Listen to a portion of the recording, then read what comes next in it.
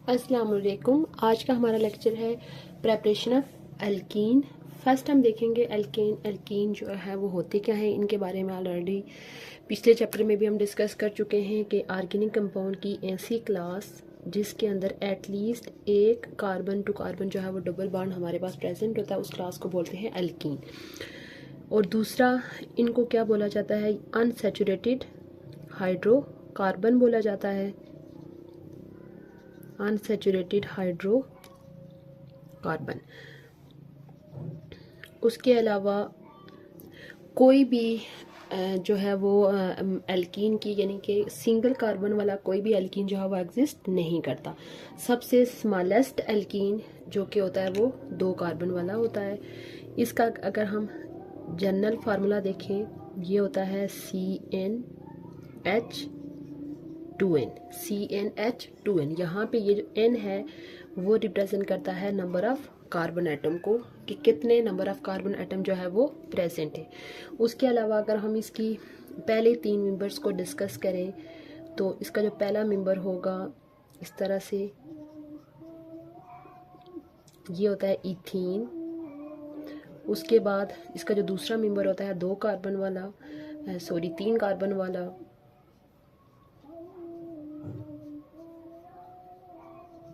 ये हो गया प्रोपीन। इसी तरह ब्यूटीन, पेंटीन, हेक्सीन। ठीक है, अब हम इसके मेथड डिस्कस कर लेते हैं प्रेपरेशन के। एल्केन को प्रिपेयर करने के 2 मेथड हैं। एक है dehydration of alcohol. Alcohol class already हम पिछले चैप्टर में फंक्शनल ग्रुप में डिस्कस कर लिया था हमने। जब यानी अल्काइल ग्रुप के साथ कौन सा ग्रुप अटैच हो, OH ग्रुप अटैच हो, तो इस क्लास को बोला जाता है अल्कोहल। यहाँ पे आपको पता होना चाहिए व्हाट इज डिहाइड्रेशन, कि डिहाइड्रेशन जो है वो क्या है। डी का मतलब होता है किसी चीज़ का निकलना। डिहाइड्रेशन है तो किसका निकलना, वाटर का निकलना। Dehydration mean removal of water,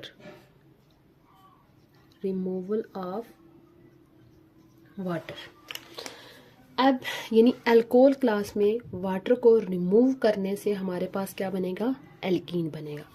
अब वाटर को रिमूव करने के लिए जो जो एजेंट्स यूज होते हैं, यानी जो जो रिएजेंट यूज होते हैं, उनको बोला जाता है डिहाइड्रेटिंग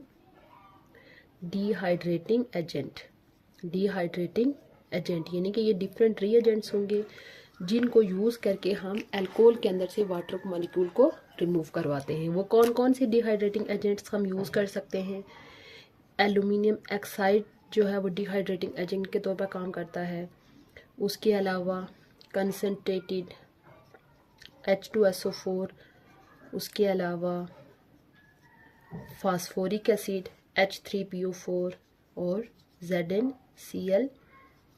यानी इन तमाम रिएजेंट्स को यूज़ करके अल्कोहल के अंदर से जो है वो वाटर मॉलिक्यूल को रिमूव करवाया जा सकता है। सपोज कि हमारे पास अल्कोहल है CH3CH2OH। ये हमारे पास एथानॉल है। एथानॉल का जब हम रिएक्शन करवाएंगे Al2O3 से, और ये जो रिएक्शन होगा वो कितने टेम्परेचर पे होगा, 300 डिग्री C टेम्परेचर पे होगा। तो यहाँ से ये जो H है ये निकल जाएगा। अच्छा, मैं पहले इसको दूसरी तरह से बना लेती हूँ ताकि आपको मज़ीद ये जो है वो रिएक्शन ज़्यादा क्लियर हो। यानी कि ये H हो गया, ये H हो गया और ये वाला H हो गया, ये H और साथ में OH। यानी कि यहाँ से जो है वो एक ये H निकलेगा और यहाँ से ये वाला H निकल जाएगा। कोई भी निकल सकता है, ये निकल सकता है, कोई भी, जो भी H निकलेगा वो यहाँ पे, सपोज हम इस H को अगर निकाल लें तो ये जो है ये अपना, ये वाला H अपना बांड इधर दे के जाएगा और ये वाला जो है वो अपना पूरा बांड यानी तो इलेक्ट्रॉन जो है वो उनको साथ लेके जाएगा।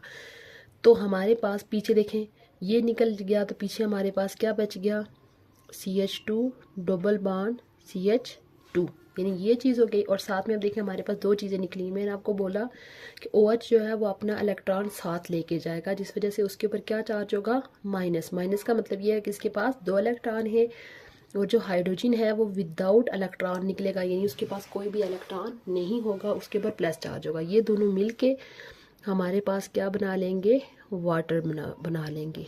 तो यहाँ पे देखें क्या निकला, इस रिएक्शन में हमारे पास क्या चीज़ रिमूव हुई है, वाटर। इस वजह से हम इस ओवरऑल इस रिएक्शन को क्या बोलते हैं, डिहाइड्रेशन ऑफ अल्कोहल। इसी तरह आप कोई हायर अल्केन अल्कोहल ले लें, ये मैंने एथेनॉल लिया था, इसी तरह प्रोपानॉल, ब्यूटानॉल, कोई भी ले ले, इसी टाइप का जो है वो रिएक्शन हो। इसके अलावा अगर हम यहाँ पे कोई और डिहाइड्रेटिंग एजेंट यूज़ करें, सपोज हम कंसनट्रेटेड H2SO4 यूज़ करें, सेम इसी तरह का जो है वो रिएक्शन होगा, जस्ट उसमें थोड़ा सा टेम्परेचर का चेंज है।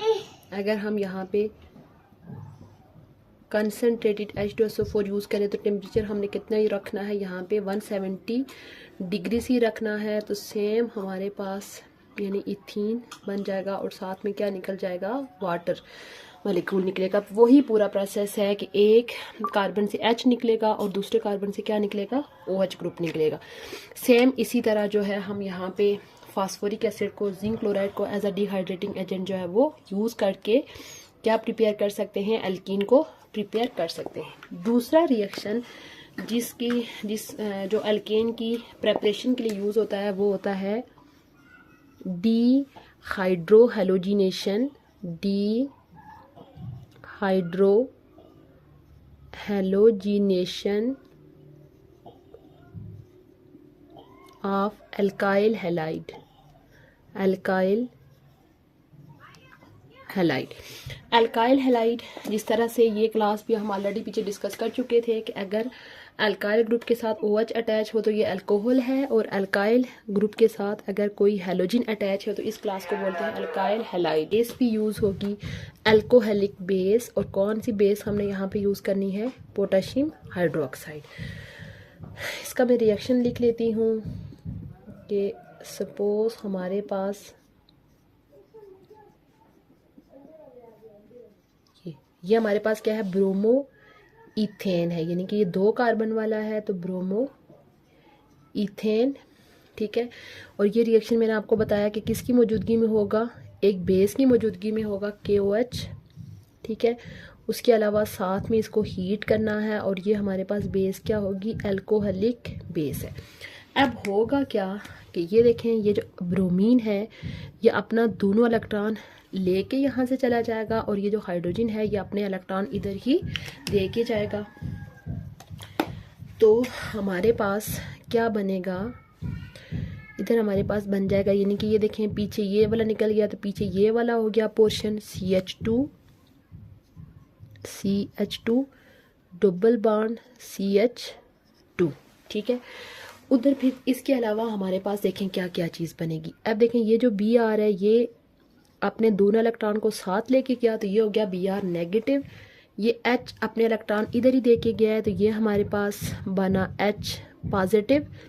उसके अलावा ये जो बेस है ये भी आयनाइज हो जाएगी। आयनाइज होने के बाद इसके अंदर भी देखें 2 आयन्स बन जाएंगे, एक हमारे पास बनेगा K पॉजिटिव और दूसरा आयन बनेगा OH नेगेटिव। अब इस रिएक्शन में हमारे पास एक तो एल्कीन बनता है, एल्कीन बनने के साथ साथ हमारे पास ये H और OH ये आपस में रिएक्शन करके क्या बना लेंगे, वाटर। उसके अलावा हमारे पास ये जो K है और ये Br है, ये आपस में रिएक्शन करके क्या बना लेंगे, KBr। यहाँ पे आप कोई भी यानी कि हेलोजन, ये मैंने ब्रोमीन वाला लिया है, आप क्लोरीन, फ्लोरीन, आयोडीन कोई भी जो है वो ले सकते हैं। हमारे पास जो प्रोडक्ट्स हैं वो इसी तरह के बनेंगे। कोई भी यानी जो भी आपने लिया होगा, जो भी कार्बन वाला आपने अल्काइल हैलाइड लिया उस हिसाब से हमारे पास एल्कीन बनेगा। 2 कार्बन वाला लिया था तो हमारे पास 2 कार्बन वाला एल्कीन बना। अगर हमने 3 कार्बन वाला अल्काइल हैलाइड लिया होता तो हमारे पास ये जो एल्कीन बनता वो भी 3 कार्बन वाला बनता। साथ में हमारे पास वाटर बनेगा और साथ में हमारे पास के साथ जो भी हेलोजन वहाँ पे है वो यहाँ पे अटैच हो जाएगा। KBr, KF, KI, KCl कुछ भी जो है वो हमारे पास बन सकता है। बेस हमारे पास क्या यूज़ हो रही है, KOH। ये था हमारा आज का लेक्चर जिसमें हमने प्रेपरेशन ऑफ एल्केन को डिस्कस किया। इस सेक्शन को सम अप कर लेते हैं इस लेक्चर को। पहले हमने देखा कि एल्कीन क्या है, ऑर्गेनिक कंपाउंड की ऐसी क्लास जिसमें carbon to carbon double bond होता है, उनको अनसैचुरेटेड हाइड्रोकार्बन भी बोला जाता है। इनका जो जनरल फार्मूला होता है CnH2n होता है।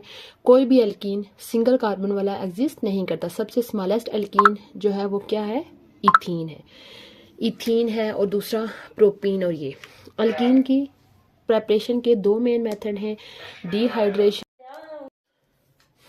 यानी पहला मेथड है डिहाइड्रेशन ऑफ अल्कोहल। अल्कोहल में से आप वाटर को रिमूव करें तो हमारे पास क्या ऑब्टेन हो जाएगा, एल्कीन ऑब्टेन होगा। डिफरेंट डिहाइड्रेटिंग एजेंट हम यूज़ कर सकते हैं, aluminium oxide, concentrated H2SO4, H3PO4 और ZnCl2। अगर हम एल्यूमिनियम ऑक्साइड को यूज़ करें तो 300 डिग्री से टेम्परेचर रखना है।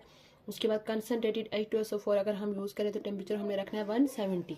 दूसरा मेथड हमने पढ़ा dehydrohalogenation of alkyl halide. Alkyl halide में से आपने हाइड्रोजन को भी रिमूव करना है और हैलोजन को भी रिमूव करना है। और ये रिएक्शन जो है वो KOH की मौजूदगी में होगा और साथ में हमें हीट भी चाहिए। तो प्रोडक्ट्स हमारे पास बनेंगे एल्कीन, साथ में वाटर और साथ में KPR। उम्मीद है आपको आज का लेक्चर अच्छा लगा होगा। इंशाल्लाह बहुत जल्द मैं न्यू टॉपिक के साथ हाजिर होंगी। तब तक के लिए अल्लाह हाफ़िज़।